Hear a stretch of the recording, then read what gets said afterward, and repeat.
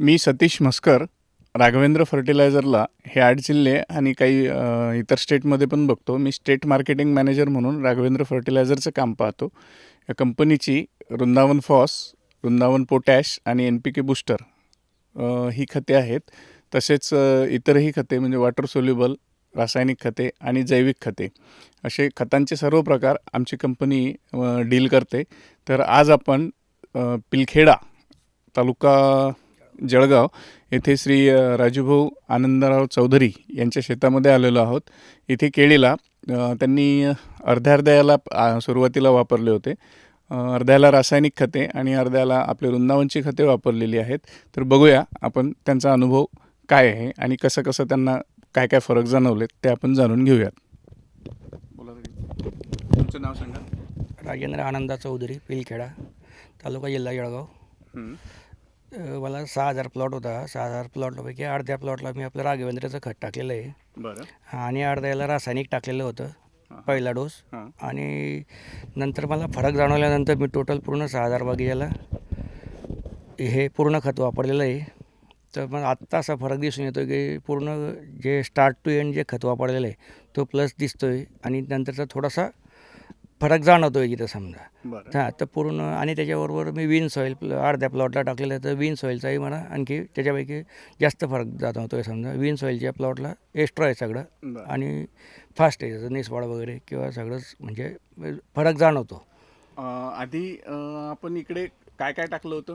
इकडे वृंदावन फॉस किती वॉल आहे? वॉल किती? वॉल 4 आहे याच्यामध्ये. 4 आहे. 2 वॉलला तुम्ही वापरलं? हो, 2 वॉल वापरलं. काय काय वापरलं होतं इकडे? इकडे वृंदावन फॉस, पोटॅश, वृंदावन फॉस, पोटॅश आणि NPK बूस्टर. आणि त्या साईडला काय वापरलं होतं? त्या साईडला 10-26 युरिया पोटॅश असं वापरलेलं होतं मी आधी. बरं. तर जेव्हा तुम्ही तिकडे रासायनिक आणि इकडे ऑर्गॅनिक म्हणजे वृंदावन फॉस, वृंदावन पोटॅश आणि NPK बूस्टर आणि त्या साईडला युरिया, पोटॅश आणि फॉस्फेट असं वापरलं होतं, त्याच्यात काय फरक वाटला होता? त्याच्यापेक्षा मला इकडं प्लस वाटायला लागलं म्हणून मी तो पूर्ण प्लॉट त्याच्यावर डेव्हलप केला. आधी हा भाग उजवा आणि खूप छान दिसायचा. खूप मोठा फरक तुम्हाला जाणवला म्हणून तुम्ही परत दुसऱ्या डोसला त्या रासायनिक वापरलेल्या 2 वॉलकडे पण सुद्धा रासायनिक तिथे आपण वृंदावनचे प्रॉडक्ट वापरले. काय काय वापरले? वृंदावन फॉस, पोटॅश आणि NPK बूस्टर वगैरे सगळं वापरलं.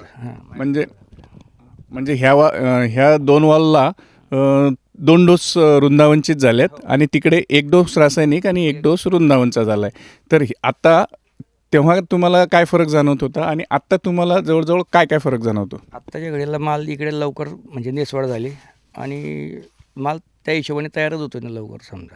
तयार. हां. वाद्यामध्ये फरक आहेच ना समजा. हां. वाद्यामध्ये तरी काय फरक जाणवतो तुम्हाला?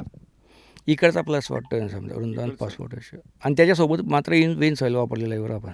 हां हां. विन सॉईल तिकडे नाही वापरलेलं? वापरलेलं नाही. हां. दुसरं असं की जवळजवळ तुम्हाला वजनामध्ये किती फरक वाटतो? 1 किलोच्या जवळपास, 1 ते 1.5 किलोच्या जवळपास पडायला पाहिजे असं दिसतं एकंदरीत चित्र समजा. वादा तर इकडचा प्लस आहे समजा. इकडचा जास्त प्लस आहे म्हणजे इकडचा शेवटचा वादा तिकडच्या पहिल्या फणीतल्या वाद्यासारखा वाटतो जवळजवळ. ठीक आहे. वजन आणि दंडा याच्यामध्ये थोडासा राहीलच ना त्या हिशोबाने समजा तो.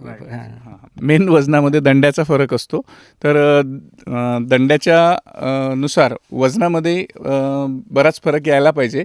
तसंच वाद्याची लांबी वाढली की वजनही वाढतंच आणि क्वालिटीमध्येही बराचसा इथे फरक जाणून येतो. तर राजूभाऊंनी फार एकदम मायन्यूट ऑब्झर्वेशन करून अतिशय तीक्ष्ण नजरेने दोन्हींचं ऑब्झर्वेशन केलं आणि त्याच्यानंतर तिकडेसुद्धा वृंदावनचं NPK बूस्टर, फॉस आणि वृंदावन पोटॅश हे तिकडेसुद्धा वापरलं. त्यांनी वेळीच निर्णय घेऊन पैसे वाढवलेत असं म्हणायला हरकत नाही आणि त्याही बागाची क्वालिटी नंतर सुधारली असं त्यांच्या अनुभवानुसार आपल्याला तो काही विषय. हां. तर नंतर तिकडे जेव्हा वृंदावनची खतं वापरली गेली तर तोही जवळजवळ याच्या पाठीमागे यायला लागला कारण याची निसवाड पहिले झाली. याच्यामध्ये आताही बराचसा माल तयारसारखा वाटतो आहे म्हणजे मॅच्युरिटी पण लवकर येते कारण ही खते उपलब्ध अवस्थेत असल्यामुळे ही टाकलेल्या वेळेपासून लागायला सुरुवात होतात. त्याच्यामुळे सगळं म्हणजे प्लॉट अर्ली येण्यास मदत होते, तसंच परिपक्वता लवकर येण्यास मदत होते. दुसरी गोष्ट वजनामध्ये, कारण याच्यामधला जो पोटॅश आहे हा उपलब्ध अवस्थेत असल्यामुळे पोटॅश वजनामध्ये, वाद्यामध्ये, आकारामध्ये, कलरमध्ये आणि तसंच रोगप्रतिकारक क्षमता हे जे काही टेक्निकल पॉईंट आहेत तर याच्यामध्ये बराचसा फरक इथे जाणवतो आहे. राजूभाऊ, इतर शेतकऱ्यांनी कोणी हा बाग बघितला? जवळपासचे जे येतात समजा तेच, बाकी काही कोणी काही नाही. हां, तर त्यांचं काय मत आहे? अजून तर काही म्हणजे मला समोर नाही भेटले, समजा 1-2च लोक भेटले. ठीक आहे, पण पण बारीक ऑब्झर्व केलं तर त्याला तुम्हाला दिसणार आहे काय जे आहे ते समजा. हां, आणि विशेष म्हणजे मी तो हलका भाग राहायचा नेहमी, 25 वर्षापासून मी शेती करतोय, तर त्या भागाला मी तो आधी टाकलं. हां, तर तिकडचं मला प्लस वाटतंय, म्हणून मी म्हणलं की चला सगळं आपण केलेलं पाहिजे. बरं. म्हणजे ज्या साईडला म्हणजे शेताचे प्रकार असतात किंवा समजा ज्या साईडला बाग नेहमी हलका राहायचा तिथे राजूभाऊंनी आधी वृंदावन प्रॉडक्ट टाकले. कारण आमची चर्चा आधी जेव्हा झाली होती तेव्हा तसंच सांगितलं होतं की जिथे तुम्हाला हलका वाटतोय तर तिथे आधी वापरा. तर त्यांनी तसंच केलं आणि तिथे त्यांना खूप छान रिझल्ट मिळायला लागले, तिथे भरपूर फरक जाणवायला लागला.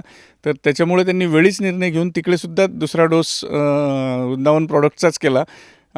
आणखी मला त्यांना हे विचारायचं आहे की इतर शेतकऱ्यांना जे काय समजा त्यांनी प्लॉटवर आलेत, बघितलेत, तर त्यांनी काही असं ऑब्झर्वेशन तुमच्याकडे नोंदवलं आहे का? नाही तसं तर काही नाही. हां, तुमच्याशी काही चर्चा केली?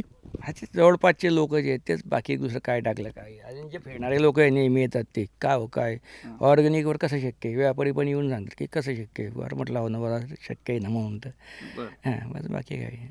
अच्छा. म्हणजे जवळपास सगळे लोक त्यांना विचारायला लागलेत आजूबाजूचे सुद्धा की काय टाकलं आणि ऑर्गॅनिकवर एवढं कसं शक्य आहे. असं व्यापारी किंवा शेतकरी किंवा येणारे जाणारे जे लोक आहेत ते त्यांना म्हणायला लागले. तर ऑर्गॅनिकमध्ये पोटॅश येतं आणि ऑर्गॅनिकमध्ये फॉस्फेट येतं हे अजून बाकी शेतकऱ्यांना माहिती नसल्यामुळे आता हे इथून राजूभाऊंकडून पूर्णच एरियात जवळजवळ शेतकऱ्यांना माहिती होणार आहे आणि याच्यापुढे व्यापारीसुद्धा आणि शेतकरीसुद्धा हे म्हणणार आहेत की नाही, ऑर्गॅनिक फॉस्फेट आणि ऑर्गॅनिक पोटॅश ह्याचे रिझल्ट अप्रतिम आहेत म्हणून. आणखी तुम्हाला इतर शेतकऱ्यांना काय संदेश द्यायचा आहे? त्यांनी वापरावं एवढंच म्हणायचं आहे मला. बघा कमी ट्रायलला तरी वापरावा. 10,000 खोडं असले 10,000 खोडांना वापरा, जास्त न वापरता समजा आधी ट्रायल घ्या आणि नंतरच मग समजा काय डिसिजन घ्यायचे घ्या. राजूभाऊंचा संदेश आहे आपण सर्व शेतकऱ्यांसाठी की आपण सुद्धा अर्ध्या याला वापरून बघा आणि प्रत्यक्ष रिझल्ट बघा. तुम्हाला जसा जसा फरक वाढेल तसा तसा तुम्ही सुद्धा वापर वाढवा आणि हेच प्रॉडक्ट कंटिन्यू करा, असं त्यांचा एक बाकी सगळ्या शेतकऱ्यांना आग्रह आहे. धन्यवाद.